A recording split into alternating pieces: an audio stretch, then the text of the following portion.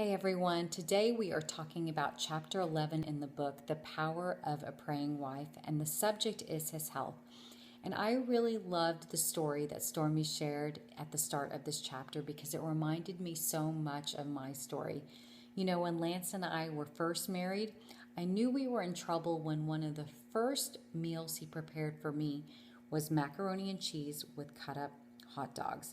So I figured out at that point that I should probably encourage him in regards to his eating habits. And of course, that was completely ineffective. And unfortunately, I never really thought to pray about it. But God graciously intervened. You know, if I had that preacher voice, I would have said, but God intervened. And we were at church one Sunday, and there was a man named Jordan Rubin there who was sharing his testimony about some health challenges that he had dealt with. And it had gotten to the point for him where he was in a wheelchair and was really just fighting for his life.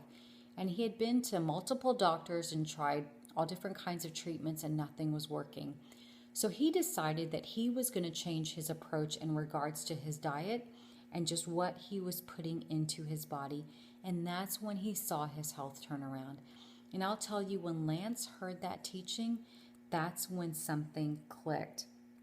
And you know, all of my years of nagging weren't able to accomplish what God was able to do in a 30-minute teaching.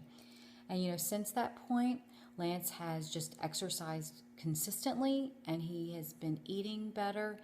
And in fact, as I was preparing this lesson, he was eating asparagus. So we've really come a long way. You know, and maybe all of this would have happened a lot sooner if I had used that shut up and pray method that Stormy had referred to in the chapter. So here's the really great thing. We serve a God who heals, but he's also put in place these natural laws that when we take care of our bodies, they will usually respond in the way that God designed them to. So Stormy encourages us to pray that our husbands will have the desire and the motivation to exercise and to take care of themselves.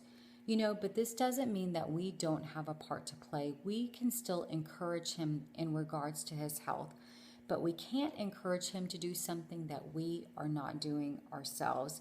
You know, so a few years ago, I actually decided to run a 5K and my husband joined in with me. So that was the first and last time he did it, but that's okay because it was something we got to do together and it was something that was good for us. So one last point just before we close in regards to his health. You know, as we said, God, of course, is a healing God, but sometimes it seems like people don't get healed and the report comes back and the tumor is cancerous, or someone has just been dealing with pain and it's not going away. So here's what Stormy says about that.